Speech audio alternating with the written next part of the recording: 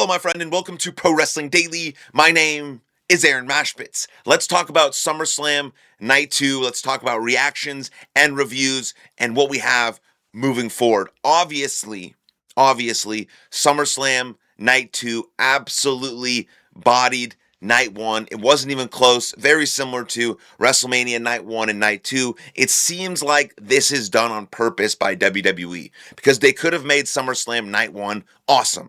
They could have made WrestleMania Night 1 awesome.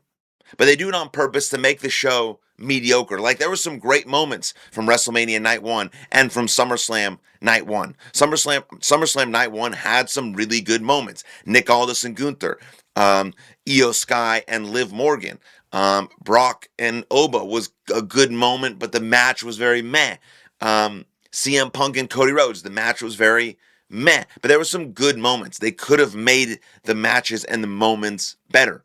They chose not to. So that means when you look at Night 2, you think, oh my God, it was so much better than Night 1, when really it was just another show.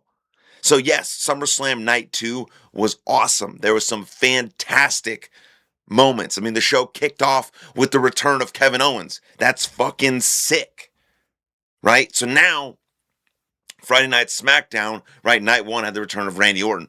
Now, Friday Night SmackDown has Cody Rhodes, Randy Orton feud, and a CM Punk, Kevin Owens. And sorry about my voice. My throat's been scratchy, and I may be coming down with something. So, sorry about my voice. Anyways, and so Friday Night SmackDown gets an instant jump with now a feud between Cody Rhodes and Randy Orton, and a feud between Kevin Owens and CM Punk. And Kevin Owens is back. Everyone loves Kevin Owens. He's the best. So the show kicked off incredibly well. And then WWE pulled the trigger on Chelsea Green. That's fucking awesome. She's been one of the most entertaining WWE superstars for a very, very long time now. And fuck this interim bullshit championship. She is the women's champion until something else happens, until someone beats her, until Rhea Ripley beats her for the title. If Rhea Ripley comes back, Chelsea Green's not going to just hand her the title. She's not going to just hand her the title.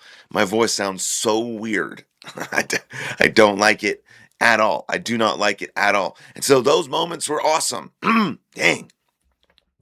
And so because of that, because of the Night 1, Night 2 situation, a lot of people think that WWE should seriously consider making SummerSlam one night event again. Even some people have thought that WrestleMania should be one night again.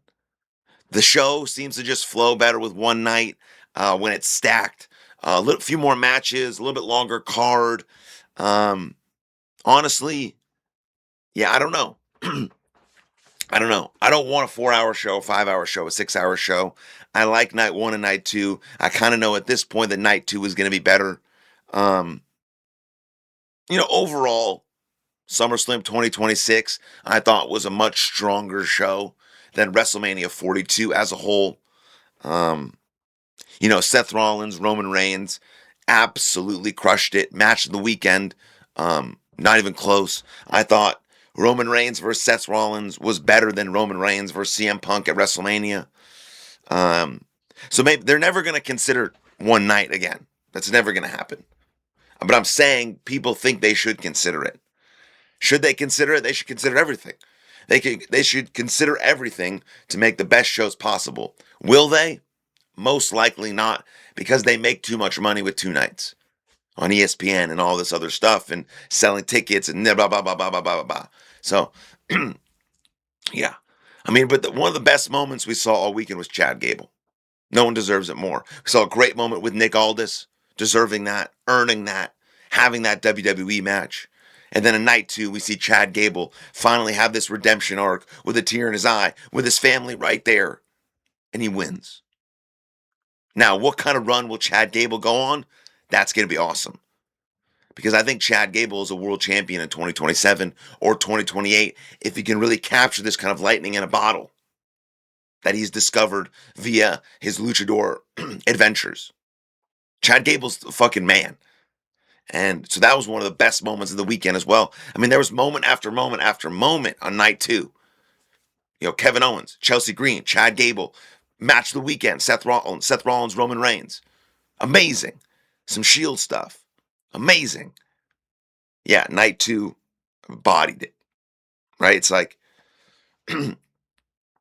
yeah.